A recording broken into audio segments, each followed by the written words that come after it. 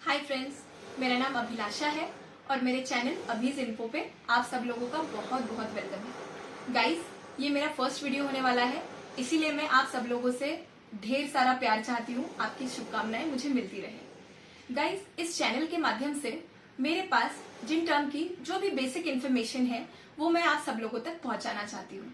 तो इसी के साथ आइए वीडियो शुरू करते हैं। फ्रेंड्स, जैसे कि आप वीडियो का टॉपिक देख पा रहे होंगे कि किसी भी इंडिविजुअल को लोन में गारंटी देते वक्त आपको किन चीजों का ध्यान रखना चाहिए। इस वीडियो में मैं आपके साथ 3 चीजें डिस्कस करूंगी। Who is a guarantor, who can be a guarantor, and the third one is what are the precautions that to be taken into consideration while giving guarantee to someone else. एक छोटा सा example देती हूँ। जैसे बचपन से हम guarantee इस शब्द का काफी रूटीन में इस्तेमाल करते हैं। जैसे कि बचपन में हम लोग किसी फ्रेंड के पेरेंट्स के यहाँ चले गए, हम उनको बोल देते थे कि अंकल आप इसका टेंशन मत लो, ये तो एग्जाम पास हो जाएगा, इसकी गारंटी मैं लेती हूँ।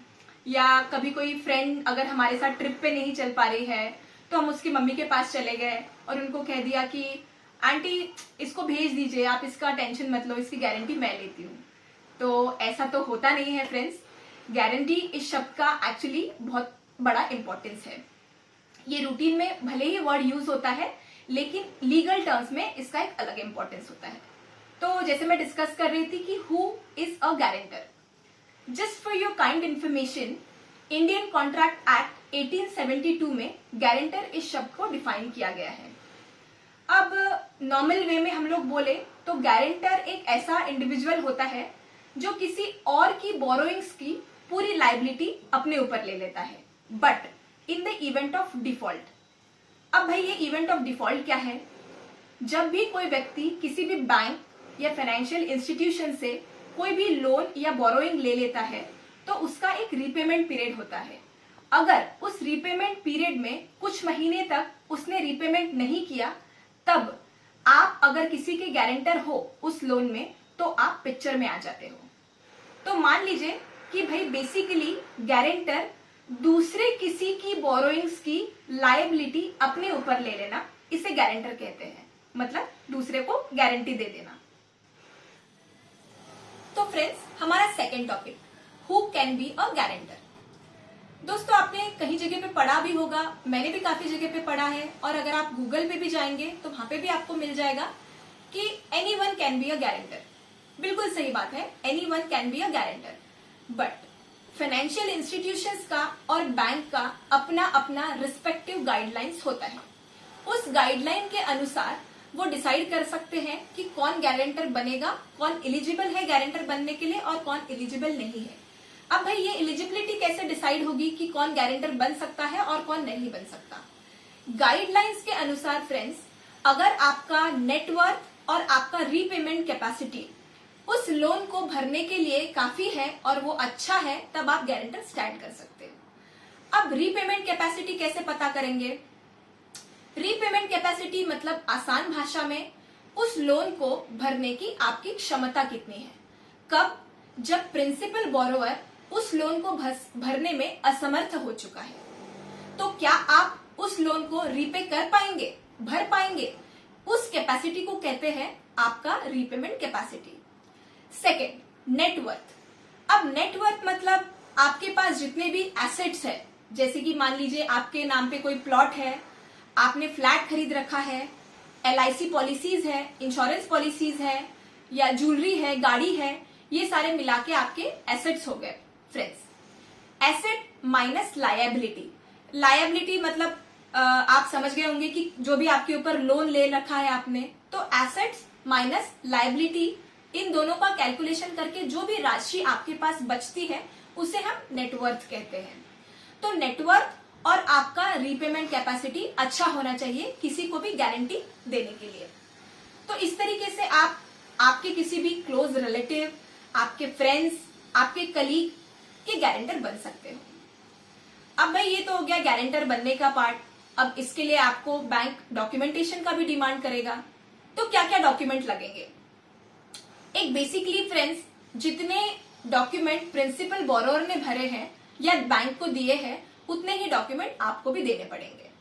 मान लीजिए अगर आप सर्विस सेक्टर में हैं, किसी कंपनी में काम करते हैं, गवर्नमेंट सेक्टर हो गया, प्राइवेट सेक्टर हो गया, तो बैंक आपसे डिमांड करेगा, पहला तो जनरल है कि केवाईसी, आधार कार्ड और पैन कार्ड। आधार कार्ड पे अगर आप सेम एड्रेस पे रहते हो तो Aadhaar card as an residential proof consider किया जाता है। अगर आप सेम एड्रेस पे नहीं रहते, कहीं और रिसाइड करते हैं, तो आप इलेक्ट्रिसिटी बिल भी आपका as an address proof treat किया जाता है। ठीक है, आधार कार्ड पैन कार्ड ये हो गया केवाईसी।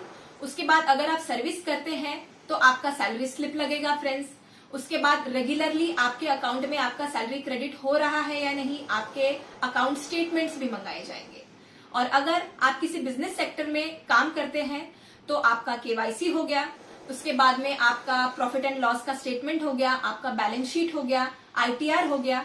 ये सारे डॉक्यूमेंट्स आपको बैंक को जमा करने पड़ेंगे और इसी केवाईसी के ऊपर से, इन डॉक्यूमेंट्स के ऊपर से आपका सिबिल स्कोर भी बैंक तय कर लेता है। अब सिबिल स्कोर जो है फ्रेंड्स, किसी भी लोन में एक बहुत इंपॉर्टेंट रोल प्ले करता है। इसके लिए हम अलग से एक वीडियो बनाएंगे सिबिल के ऊपर। और जो है इस तरीके से आप किसी भी फ्रेंड, रिलेटिव या क्लोज कलीग को आप गारंटी दे सकते हो। तो अब हम आ गए हैं हमारी वीडियो के एकदम मुद्दे वाली बात पे। क्या प्रिकॉशंस लेने चाहिए हमें किसी की गारंटी लेते वक्त, और क्या आपके फाइनेंशियल जीवनी पे इन सब बातों का क्या इम्पैक्ट हो सकता है। तो सबसे पहली बात दोस्तों, सिबिल स्कोर। अगर प्रिंसिपल बोरोवर ने उस लोन को डिफॉल्ट कर दिया तो आपका भी सिबिल स्कोर सीधा यहां से यहां आ जाएगा, तुरंत घट जाता है। प्रिंसिपल बोरोवर का तो घटेगा ही घटेगा, साथ में एज एन आप गारंटर स्टैंड कर रहे हो तो आपका सिबिल स्कोर भी बिल्कुल नीचे आ जाएगा। और सिबिल स्कोर, जैसे कि मैंने पहले भी बोला, किसी भी बैंक में लोन लेने का एक बेसिक रिक्वायरमेंट होता है। कोई भी बैंक आपको बिना सिबिल चेक किए कभी भी लोन नहीं देगा। और सिबिल स्कोर घट गया तो आपको कौन सा बैंक लोन देने के लिए रेडी होगा, तो इसका मतलब है कि आपको नॉन अवेलेबिलिटी ऑफ लोन भी फेस करना पड़ेगा। ये हो गई दूसरी बात। पहली बात तो सिबिल स्कोर कम हो गया, दूसरी बात आपको अवेलेबिलिटी ऑफ लोन ये नहीं होगा किसी भी और बैंक से, क्योंकि आपका सिबिल स्कोर कम हो गया है। तीसरी चीज ये हो सकती है दोस्तों कि आपके ऊपर एक एडिशनल बर्डन भी आ सकता है किसी और को गारंटी देने के लिए।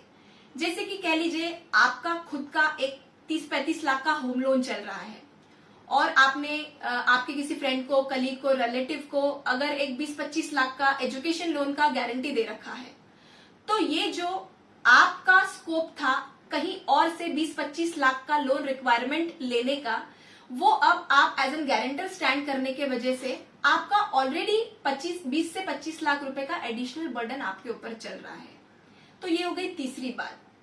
चौथी बात ये है कि अगर प्रिंसिपल बोरोवर ने डिफॉल्ट किया और बैंक के गाइडलाइंस के अनुसार बैंक उस बोरोवर के खिलाफ जो भी लीगल एक्शंस लेगा, जो भी नोटिसेस भेजेगा, लीगल नोटिस, कॉशन नोटिस जो भी उसको सर्व किए जाएंगे बैंक की तरफ से, वो सारे नोटिसेस और सारे चैलेंजेस का फेस आपको भी करना पड़ेगा। क्यों? क्योंकि आप उसके गारंटर स्टैंड कर रहे हो। पांचवी चीज ये है कि वंस आप अगर किसी को गारंटी दे देते हो, वंस आप किसी भी लोन में गारंटर स्टैंड हो जाते हो, तो आप उसको कैंसिल नहीं कर पाएंगे। ये पांचवी बात हो गई।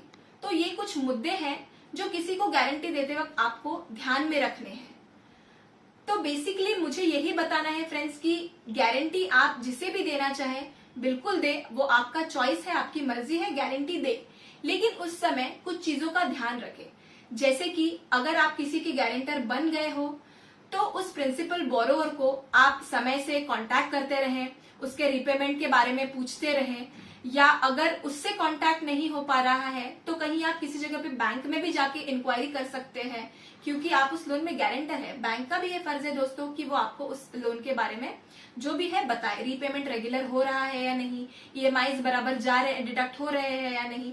तो ये सारी बातें आपको ध्यान में रखनी है किसी भी चीज में गारंटी देते वक्त। आई होप दोस्तों ये वीडियो आपको पसंद आया होगा, और अगर ऐसे ही वीडियोस आप जानना चाहते हैं तो प्लीज चैनल को लाइक, सब्सक्राइब और शेयर जरूर करें, और बेल आइकन को हिट करना ना भूलें। Thank you.